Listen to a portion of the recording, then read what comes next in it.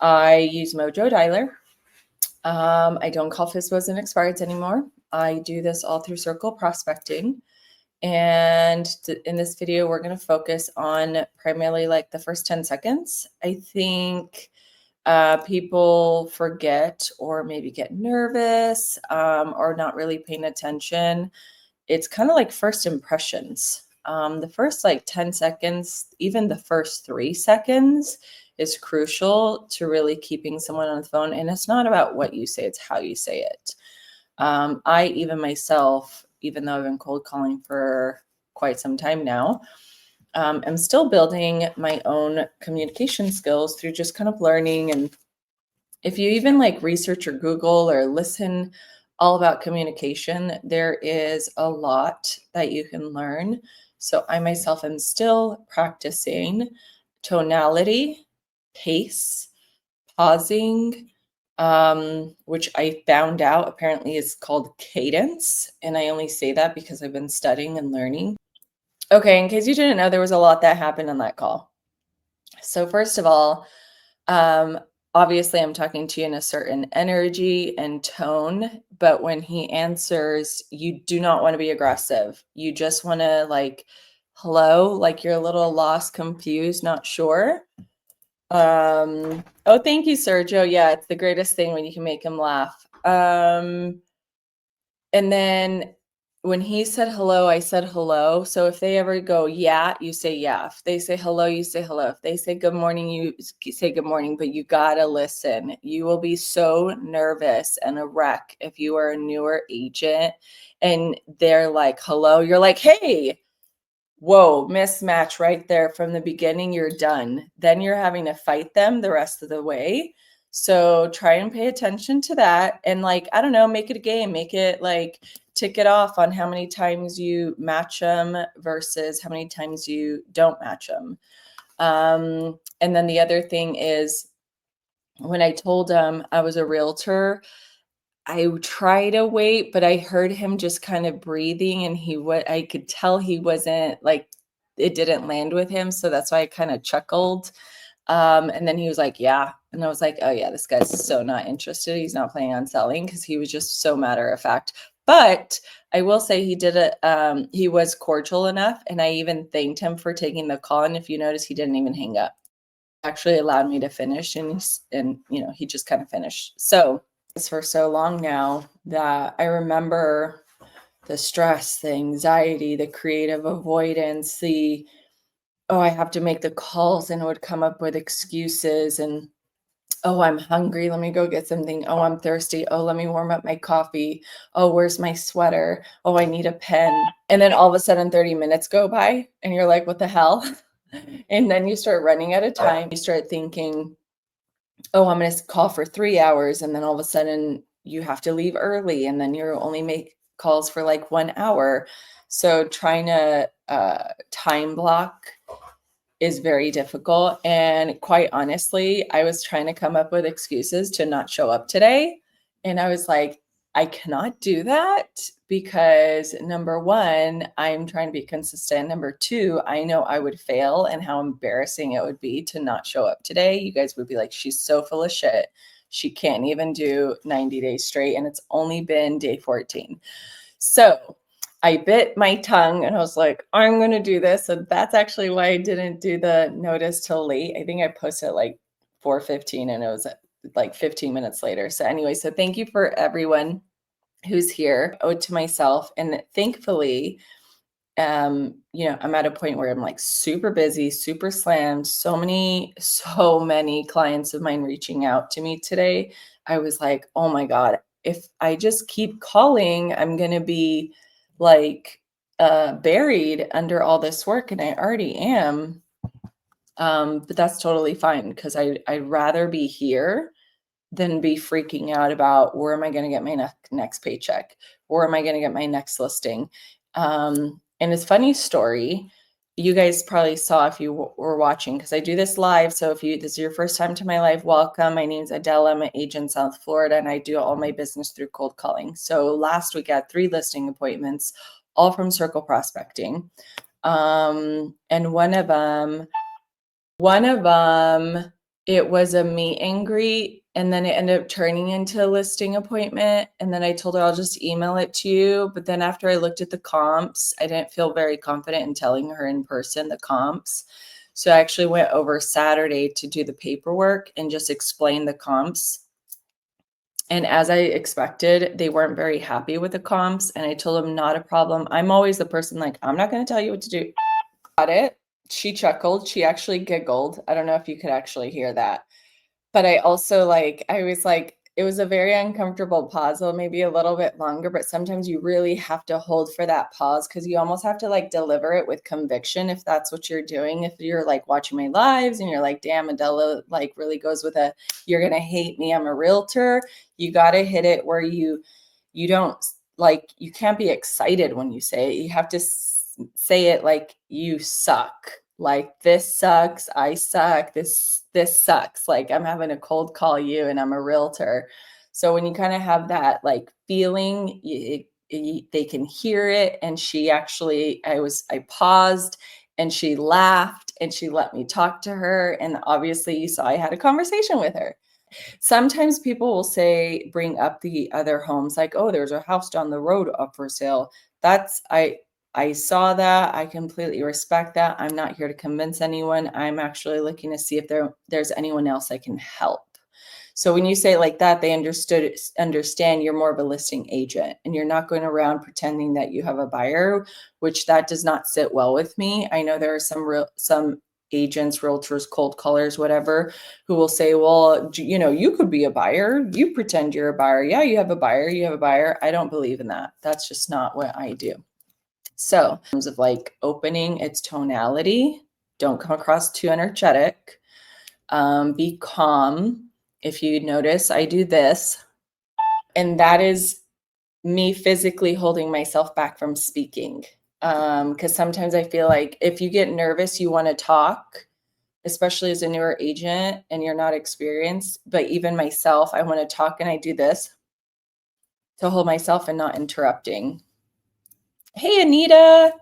Hi, Adela. I sent you an email. I did. I responded. I got it. Thank you. I know. You're so sweet. I wish I could. You sent it to me, and so I started kind of like clicking around because you know me, I'm like quick. But then it's like, I guess I have to get your email for you to then receive it to then, and I just thought, oh, I don't know.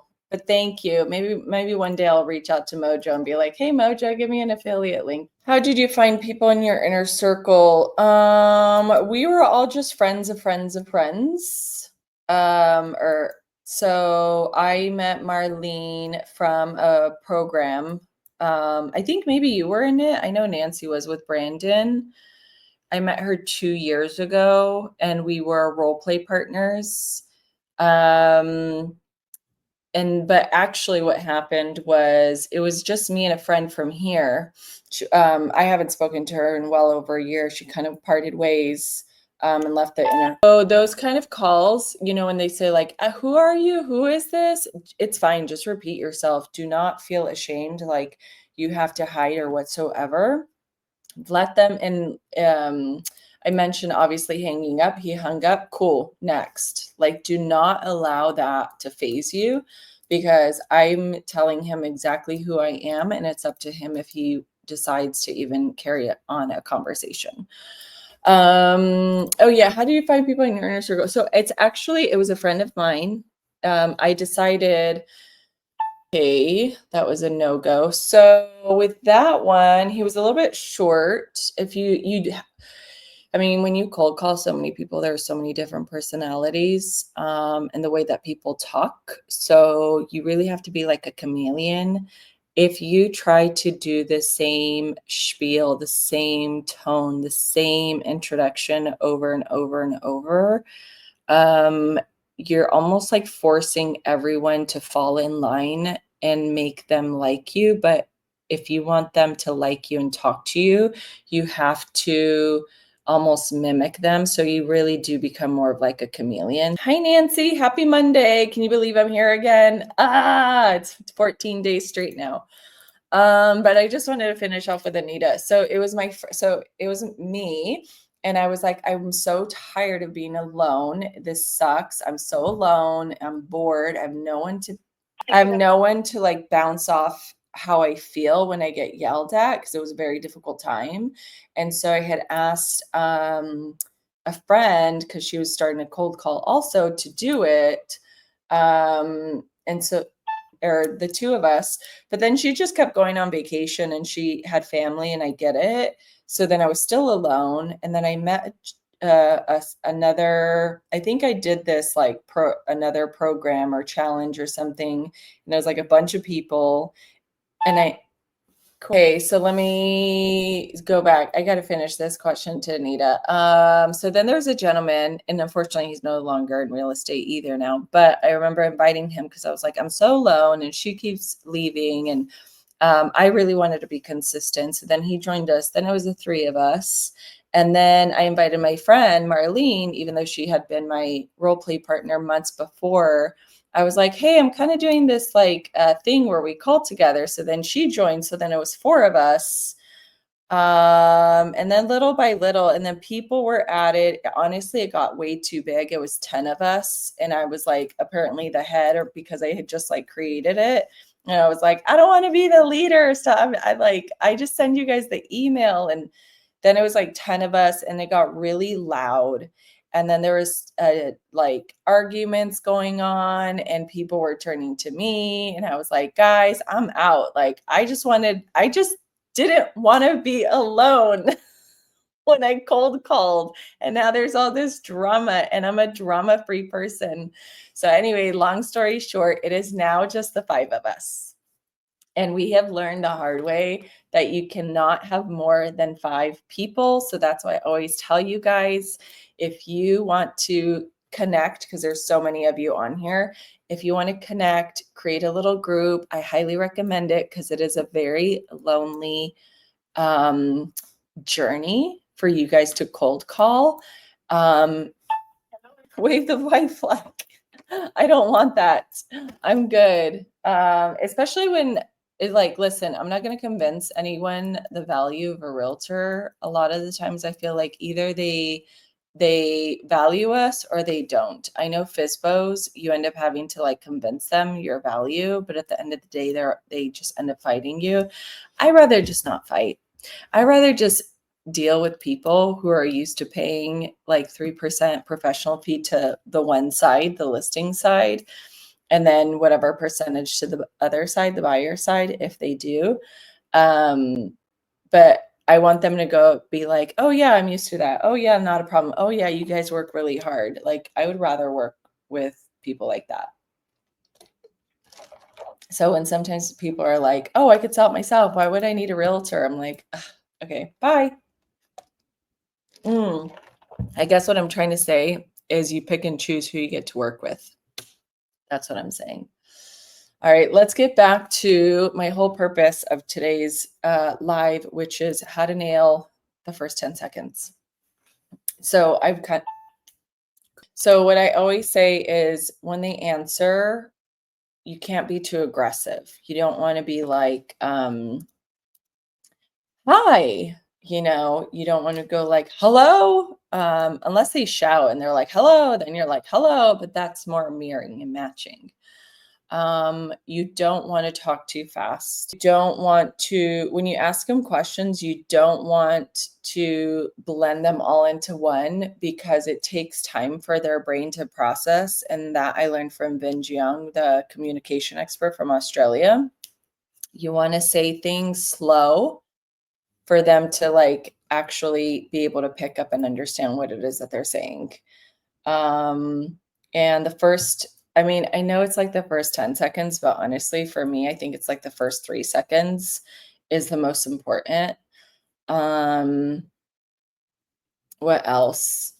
Oh yeah, when you ask them a question, I swear to you, you got to pause. If you ask them a question, you have to pause and give them an opportunity to think about it, process, and answer you. Otherwise, if you're just asking questions, and you're bombarding them, they're going to feel like you're interrogating them, and that's not what a conversation is. A lot of the times, if it's a husband, they'll actually say like, no, but how can I help you? I'm Suzanne's husband. So let's keep going. All right, so 28 minutes, 3 conversations. That's okay because the minimum you really, really want, even on a single line dialer, is 7 conversations in 60 minutes. If you haven't done this month after month, year after year, you might think that's slow, but that's actually very normal. The hardest part is when it's 3 conversations in 60 minutes, because I might just get another 4 conversations in the next 30, and then I'm at 7, and that's like the bare minimum. Oh, you're very welcome. Yeah, I feel like if you can really nail the first 10 seconds of a real estate cold call, it makes the rest of your call smooth and their guard is down because you play off of more humility, like you're throwing yourself under the bus. Whether it's before you hang up on me, you're gonna hate me. What I like Blake says something like, would I totally ruin your day if I told you that this was a cold call? And that's all played off of a bit more like Benjamin Dennehy, the UK's most hated sales trainer, and you can find him on YouTube. He really uses that to his advantage for cold calling. And he has a lot of different tactics. I've never done any one-on-one calls with him. I know Marlene and Blake have, but I myself, maybe one day, because he is definitely experienced. But that's kind of the tactics that we use, I would say, in our group. But if you've seen all my lives with my friends, like we all say it differently. But I think you have to remember it's pace, tonality, the energy you give off, and not being so high pitched. Because it is Monday, and I have to say, I'm feeling this Monday because Mondays are really crazy for me, and they're typically my content creation day. But I specifically designed it that way because on Monday, I realized I get so many, like a huge volume of communication from my clients. That's also why I prefer to do my Monday weekly updates with clients, because they all start bombarding me, and it's very difficult to actually focus on the cold call. So in case you haven't noticed, my phone has been going off. And it is so hard to focus, but at the same time, I'm like, if I don't do this on the daily, if I don't sit here and force myself to do cold calls, I don't know what my August, September, October, December business is going to be. Or better yet, the cold calls I'm making right now is going to be my 2026 business. It's probably going to be my 2027 business. So the moment I let go of the gas pedal, then I'm gonna feel it, 90 days from now. Oh yeah, and I totally forgot to finish my story earlier. So I had the 3 listings last week, right? And one of them, two of them were more of a meet and greet. And then I went there and they were at that towards the end, they were like, okay, where's the paperwork? Where do we sign? And I was like, oh, I'll just email it to you. And then I told her I'd email it to her, but then after I ran the comps, I didn't feel so comfortable. And so then I told her, let me come over. So I actually went over Saturday morning. Or no, it was like 1:00 or something. I went over Saturday, told them about the comps. They weren't that happy. And I was like, you know what? It's fine. I'm not here to force you to do anything you don't want to do. We could just wait a year. Maybe I'll rent it out for a year for you. And then yesterday, the husband sent me a message and said, hey, Adela, can you let me know how much a lease would go for? I'm like, sure. But then today, the wife texted me and she said, we're going to go ahead and list it with you. We're not going to lease it. We're just going to list it. I'm like, okay. And they came down in price. They understand, okay, we have to list it at this price to get it sold. So yeah, I actually am taking that listing. But I would say it's like when you give people options and when you just come from a place of helping them, having the information so that way they can Usually when people say, who is this? It is because it's them and they're hesitant to confirm that it is them.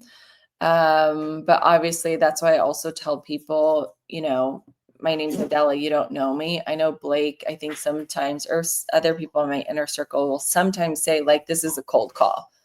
I'm calling you out of the blue. You do not know me. And that's their opportunity to hang up. But the fact that you're being honest and you're throwing yourself under the bus makes them want to know, like, okay, this is interesting. This is a different pitch. I actually get compliments, and you might too, if you start like changing and adapting and doing cold calls. People will be like, so intrigued and so interested. Actually, I think a few weeks ago, some guy was like, if this is how you cold call, you're going to make a killing. I was like, thanks. Oh, I don't like that number, to list a property. And then they're like, maybe we'll just rent it. I'm like, okay, great. Let's see how much you can rent it for. And then I give them the information. They're like, no, it's okay. We'll just sell it. I'm like, okay. But it's like, I'm not convincing. I'm not fighting them. I'm not like, are you sure you're going to end up making more money if you sell it rather than renting it? Because I know there are some agents who won't do leases, and I get it. But I will primarily only do lease listings, especially for my clients who are kind of like trying to debate, do I lease or do I sell? And in some cases, they will want to lease. I'm like, that's fine, because our leases here are very expensive anyway, and most tenants come to me anyway. She's totally right that people are more snippy on Monday, for sure, right? And that's why, like, there's so many reasons why I don't like calling on Mondays, but I promised 90 days and I cannot wait till I'm not calling on Mondays. But anyways, this was really interesting. If you kind of noticed, she was confused. I kept clarifying and she still seemed confused. So I clarified again, and you just have to stick to your guns when you come across that. And then she mentioned she has to talk to her husband. And that's why I was like, no, I'm not an investor. I don't have a buyer. You got to be very clear on what it is you do. And I've had some people are like, oh, are you just calling to get listings? I'm like, yes, I am. Something wrong with that? You just have to, like, it's almost like holding your ground. And it's, now that I think about it, somebody was asking me yesterday about confidence, unless that was Saturday, because my days are blending. Standing your ground, I would say, and say it very direct and almost like in a straight face. Like, I'm a realtor. I do not have a buyer. I don't think it would be helpful if I told you I had an investor. No, I'm looking to see if there's anyone else I can help. That's it. Hi, Adela. Hey, Rachel. I love listening to you. I've not cold called, but I'm terrified. Don't worry. I was too. Everybody here who cold calls, who is now cold calling, is mortified, terrified. It is scary as hell. But you know what? You got to rip off the Band-Aid one day. You're going to have to do it sooner or later. And I'm telling you, just do one call. Just do it for 5 minutes. Get used to Mojo, if that's the dialer you choose, or any other dialer that you want. I just love Mojo because that's what I've been using. It makes it super simple. I believe in simplicity. The easiest thing you could ever do is just something clean and simple. And that's why I like Mojo. So I'm right there with you, but I would say start small. So do one conversation and absolutely run away as far as you can from your desk and go shake it off. But then, like, do 5 conversations, do 10 minutes, do 30. But the thing is consistency. So if you do it, when you do it again and again and again and again. You're an inspiration for going 14 days straight. Honestly, guys, I am losing it. I am already losing it. It's 14 days. I'm going to tell my mentor, be like, I cannot believe I signed up for this. I mean, I normally, when I started being consistent, I was like 21 days straight. but it was like 5 days, like 5 days, 2 days off, 5 days, 2 days off, 5 days, 2 days off, or whatever. But not this. This is extreme, but I pushed myself, and it was funny because I was telling my husband, I'm like, God, I'm crazy. He goes, yeah, honey, but you're good crazy. Like you actually do good things. So thanks, Derek. Thanks for the support. Anita, look at Rachel. I mean, Anita's telling Rachel, let me see this. Rachel, I did it for 30 minutes on Friday and it wasn't that bad. I love Adela as inspiration because she encourages to just start a little at a time and hang up if you're not feeling a call. Yes, that is the biggest like light bulb that went off in my head because I was so trying to like overcome the calls, and it was absolute every time I try to overcome the call, I feel like it was chipping away at my confidence and my energy and my mental state of like, if I could even do this. So yeah, if you're not feeling a call, just hang up and put yourself on do not disturb, and careful if you answer those calls. I think we talked about that in the past lives. And if they like call like crazy, block them and make sure to delete them emojis so you never call them again. But yeah, actually not just hanging up, like like if they just start, who is this? Rah, rah, rah. I'm just like, click next. I'm not doing, actually, let me delete. You know what? I'm not even going to put that as a no contact. Okay.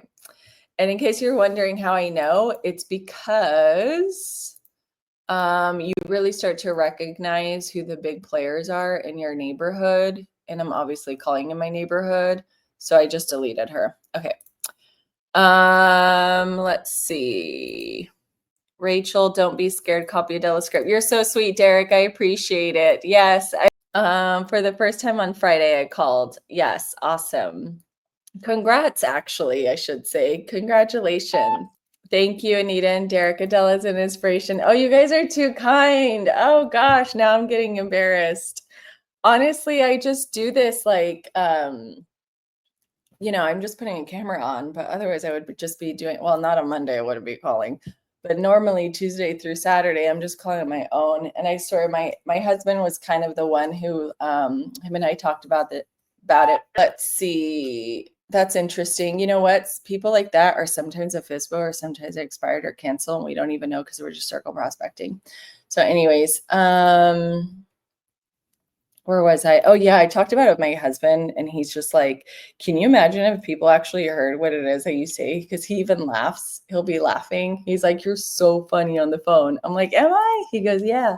And the fact that she actually lightened up when I was like, I'm a realtor. Do you want to hang up on me? And then she goes, oh, that was interesting. Interesting. All right. Mondays are pretty rough. But yeah, they're talking to me. So I'm noticing a lot of investors are hammering people who've had properties for more than 20 years. So when that happens, honestly, just play it on the empathy card. If she had just continued like yelling at me, I would have just hung up. But I was like, you know what? Let me just kind of like let her know and ask her, because now that I think about it, all those other people who are yelling had the same address.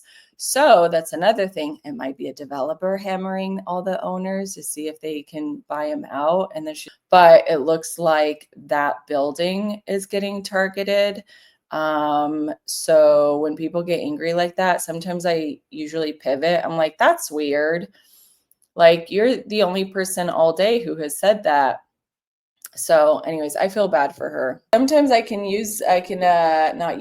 ask some of the neighbors to get a little bit more intel. You do want to pay attention to that, especially if, I don't know, maybe people have the same road or the same address. You can kind of get a little bit more as far as like what's going on, especially in our condo market, because I'm in South Florida.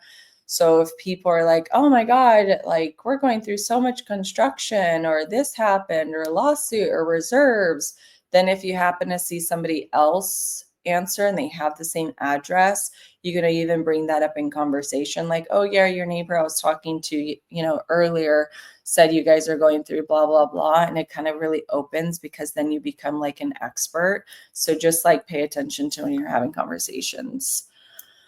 Nancy, sorry, I'm a little behind here. You're inspiring. Thank you. You're so sweet. Thank you. I love it. Great, Rachel. I think it's easy to overthink it when calling. We just got to do it. Yes, absolutely.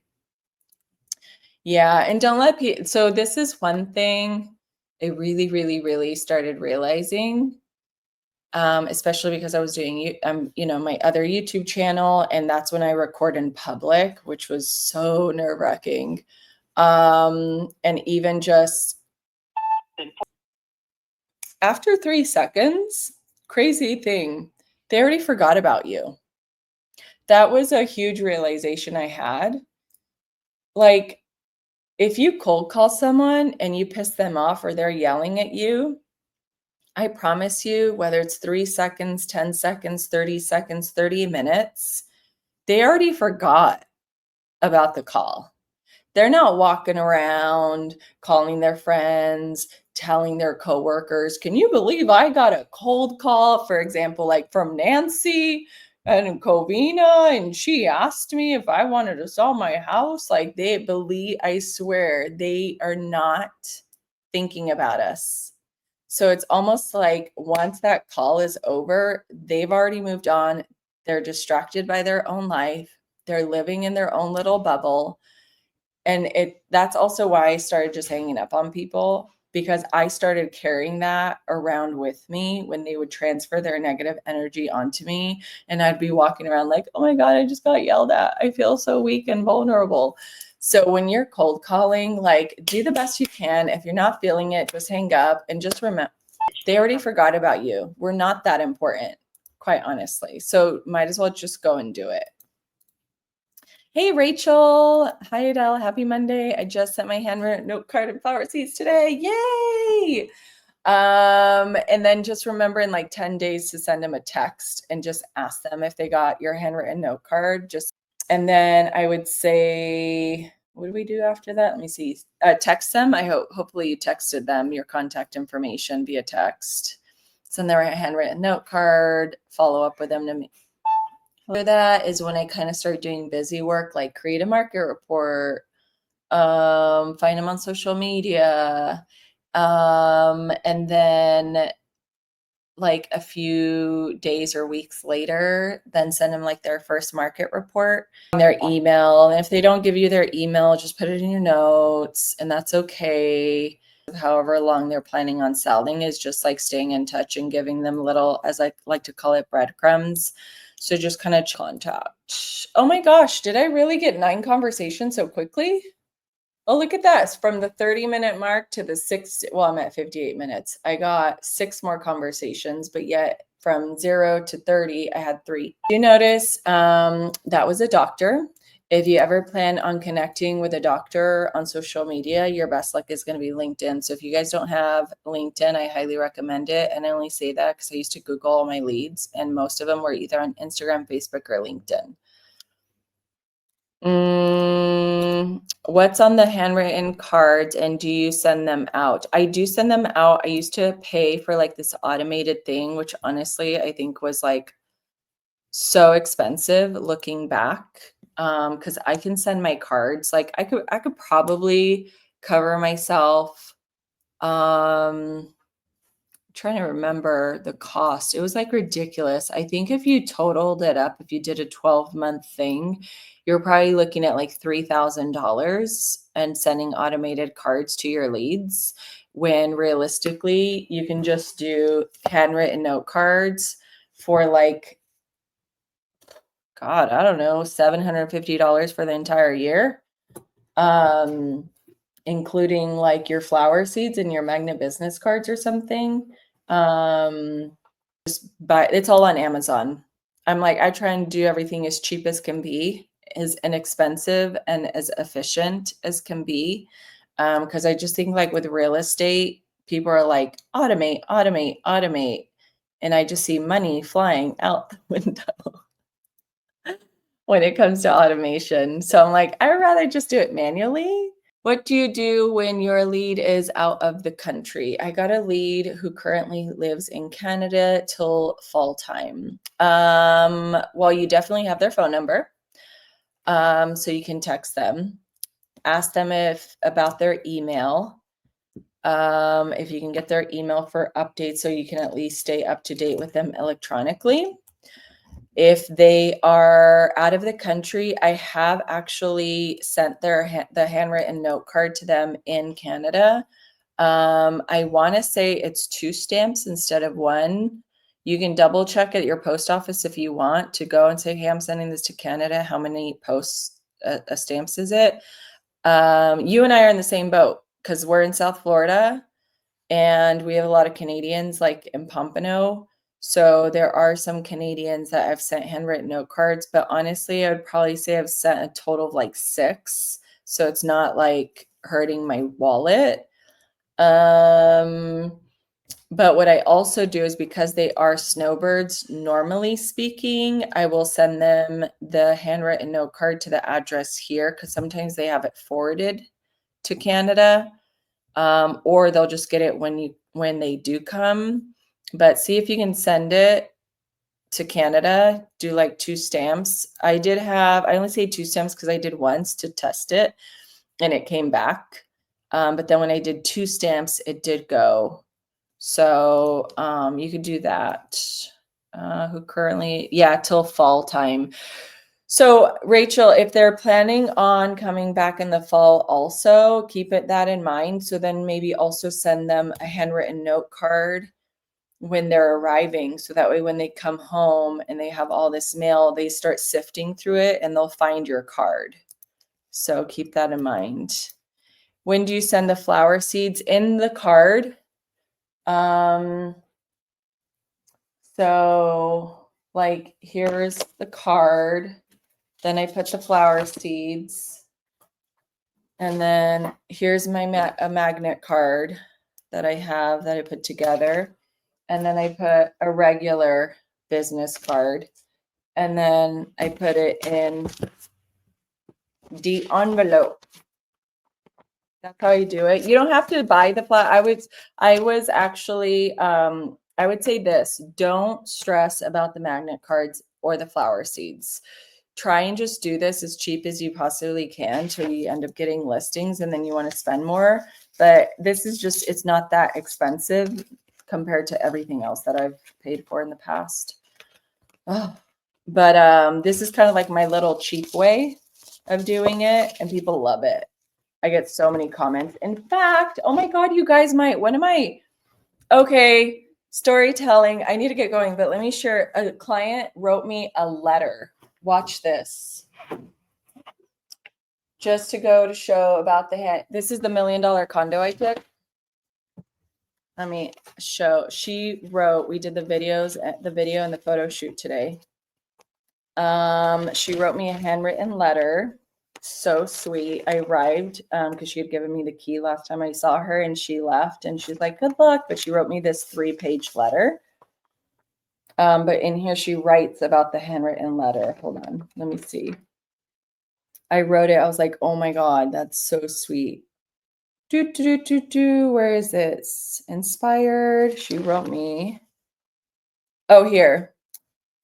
I hope it sells quickly, and I want to tell you again how I appreciate you, how your handwritten card really stood out. I mean, we had 4 realtor people in here. And then she was like, okay, too much coffee. She was like, good luck. And we obviously yeah, I'll just leave it at that. But that was so sweet. She wrote me a handwritten letter and she thanked me for the handwritten note card that I sent to her a year prior. I was following up with her for a year and they picked me. So out of 4, which I did not know they were interviewing for till after the fact. And she's like, you win. I'm like, win what? She goes, you win. I was like, okay, thank you. Awesome idea. Thank you. Oh, wow. That's all just 1 stamp. Yeah, just 1 stamp. Just 1 stamp. And I know Sergio, don't even worry about going to the post office. I just get mine at the grocery store. So like whenever you're at the grocery store, just ask them for a booklet of stamps. So that's what I do. I just carry like a little packet in my wallet. Should a man mail habaneros? You know what? You could try. That would be fun. I'm assuming you probably just order them on Amazon too. That would be hilarious. You'd be like, I sell your houses quickly. They're on fire. I don't know. That'd be funny. Let us know if it works. Thank you. I'll definitely look at your YouTube. You're very welcome. Sergio, that's awesome. Yeah. Can you believe she wrote me a 3-page letter? She was like, I'm sitting on the balcony watching the sunrise. We were so happy we selected you. And then the fact that she wrote in there the handwritten letter, I was like, oh my God, I got to tell the guys on YouTube, everyone. So, anyways, she wrote that. I will probably keep that letter forever. All right, guys, I got to get back to work. Got a lot on my plate. I'll see you tomorrow.